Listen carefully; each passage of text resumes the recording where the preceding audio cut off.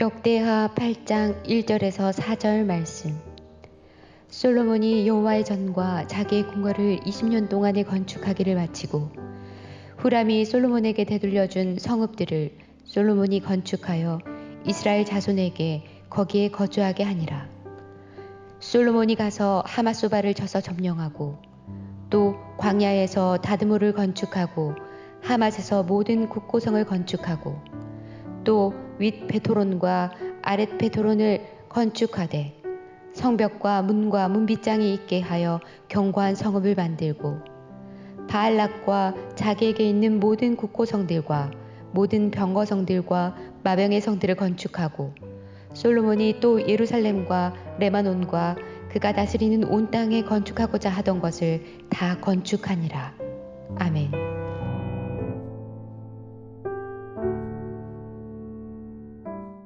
샬롬, 복된 수요일 아침입니다. 오늘은 역대하 8장 1절로 11절의 말씀, 불편한 진실이라는 제목으로 말씀 나누고자 합니다. 오늘 본문에서는 솔로몬의 건축 이야기가 꽉 차 있습니다. 1절을 보세요. 솔로몬이 여호와의 전과 자기의 궁궐을 20년 동안에 건축하기를 마치고, 솔로몬의 왕 재임 기간은 총 40년이었습니다. 그 중에 20년을 성전 건축 7년, 자기 왕궁 건축 13년, 도합 20년을 집중해서 건축을 마쳤어요. 자, 그리고 나서 오늘 본문 2절을 보시면 후람이 솔로몬에게 되돌려준 성읍들을, 이 말은요, 열왕기상 9장에 보면 갈릴리 지역 쪽에 20개의 성읍을 이 후람이 솔로몬에게 줍니다. 왜 줬냐? 쓸모없는 땅, 그래서 가불 이렇게 불렀어요. 쓸모없는 땅이었기 때문에 그냥 너 가져라 이렇게 된 거예요. 자, 그곳에 솔로몬이 건축을 시작했어요. 그리고 이스라엘 자손에게 거기에 거주하게 하니라. 자, 오늘 본문에서 이처럼 이후에도 건축의 이야기가 쫙 나옵니다. 분명히 역대하 기자의 관점은 이 솔로몬의 건축이 이스라엘의 부국 강성과 또한 그 가운데서 더욱더 큰 힘을 가지고 나아가게 되는 그러한 이스라엘의 능력의 의미로서 분명히 오늘 본문에 기록되어져 있어요. 이것을 이끌어서 저는 역대하 기자의 관점을 제사장적 관점이다, 이렇게 일전에 말씀을 드렸던 적이 있죠. 이게 분명히 오늘 본문에서 건축의 이야기를 통하여 이스라엘에게는 힘이 있었고 또한 그 힘을 가지고 하나님께서는 계속해서 이루어 나가게 하셨다라는 의미로 쓴 것이 분명합니다. 그런데 저는 오늘 본문의 그 이면에 담겨져 있는 불편한 진실을 그럼에도 불구하고 함께 나누고자 합니다. 자, 건축의 이야기가 계속 이어지고 있어요. 3절, 4절 계속 보세요. 솔로몬이 가서 하맛소바를 쳐서 점령하고 또 광야에서 다드모를 건축하고 하맛에서 모든 국고성들을 건축하고 또 윗 베토론과 아랫 베토론을 건축하되 성벽과 문과 문빗장이 있게 하여 견고한 성읍으로 만들고, 또한 6절 마지막으로 보시면 예루살렘과 레바논과 그가 다스리는 온 땅에 건축하고자 하던 것을 다 건축하니라. 모든 것을 다 건축하였다, 이렇게 말합니다. 자, 그런데 이 건축, 그 과정 속에 무엇이 필요합니까? 노동력이 필요하죠. 무엇이 필요합니까? 세금이 필요한 거예요. 돈이 있어야죠. 7절로 가보세요. 이스라엘이 아닌 헷 족속, 아모리 족속, 브리스 족속, 히위 족속, 여부스 족속에 남아있는 모든 자. 8절 곧 이스라엘 자손이 다 멸하지 않았으므로 그 땅에 남아있는 그들의 자손들을 솔로몬이 역군으로 삼아 오늘에 이르렀으되. 노동력을 무엇을 통하여서 얻었습니까? 원래 가나안 땅에 살고 있던 이방인들. 이들을 하나님께서는 어떻게 하라 하셨습니까? 다 멸하라고 하셨어요. 그런데 어떻게 했습니까? 솔로몬 시대에까지 그 남은 자들이 있었습니다. 왜 남겨두었나요? 노예로 삼기 위하여서, 힘든 일을 그네들에게 시키기 위하여서, 자기들이 하기 싫어서. 그리고 건축의 이야기도 마찬가지예요. 그 노동 현장에, 건축 현장에 누구를 썼냐고요? 이 가나안 원주민들을 여전히 남겨둠으로 말미암아 그 노동력으로 썼다는 거죠. 불편한 진실이에요. 왜요? 하나님은 그 모든 이방인들을, 원주민들을 멸하라 하셨잖아요. 그럼에도 불구하고 멸하지 않고 이들을 통하여서 노동력을 착취했다는 거죠. 9절을 보세요.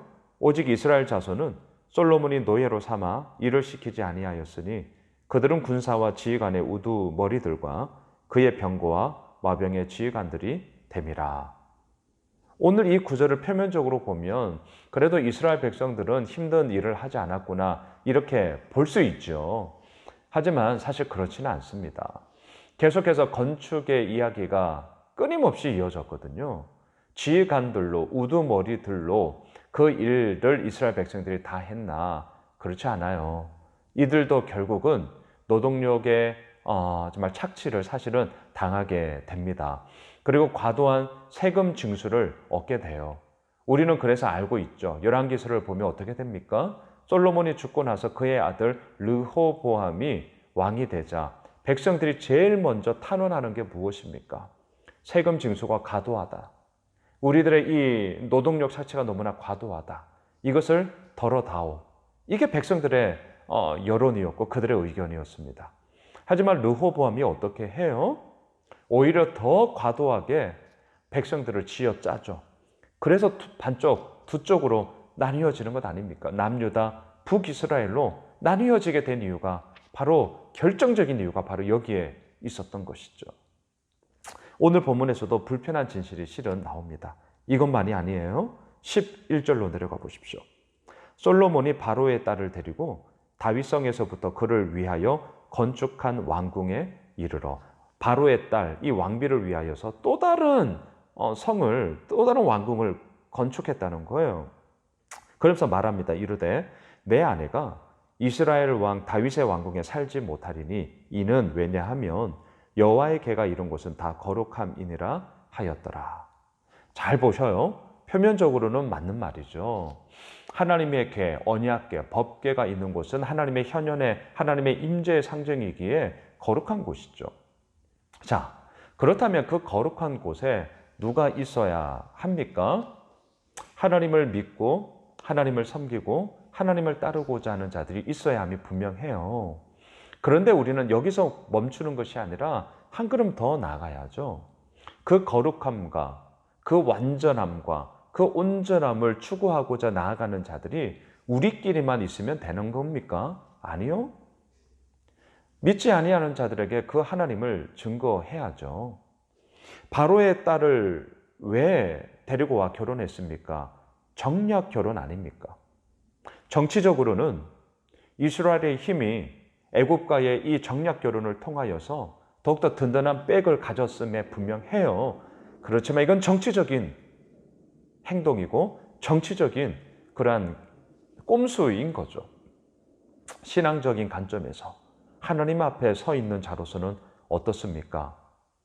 이 바로와의 딸과의 정략 결혼이 이스라엘의 우상 숭배의 물꼬가 되어져 버렸습니다. 그리고 앞으로도 계속해서 솔로몬은 정략 결혼을 계속하지 않습니까?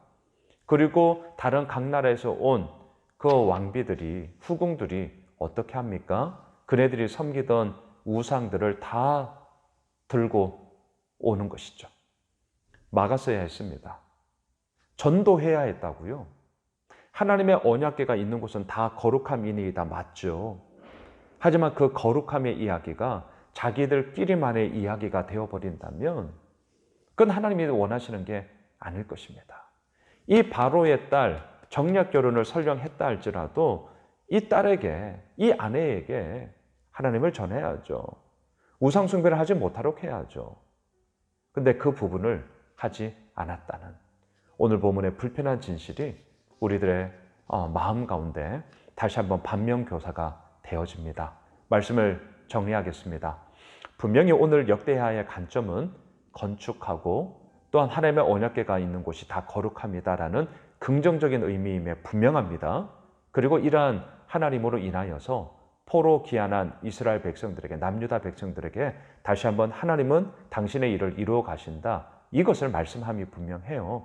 하지만 우리는 그 이면에 있는 불편한 진실들을 보았습니다.